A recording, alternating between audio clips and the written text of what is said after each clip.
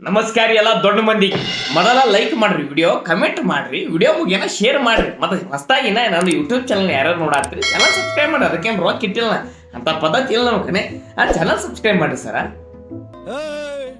ಜೀವನ ಪಾಠ ನನ್ಗೆ ಬೇಜನ್ ಕಲ್ಸೈತೆ ನಿನ್ನಂತ ಕಿತ್ತೋಗಿರೋ ಟೀಚರ್ ಅಮ್ಮನ್ ಪಾಠ ಬೇಕಿಲ್ಲ ನನ್ಗೆ ರೈಟ್ ಹೇಳು ಮಕ ನೋಡಿದ್ರೆ ಮಕ್ ಕೊಡ್ದೇನು ಹೋಗ್ಯಲೇ ಹೋಗೆ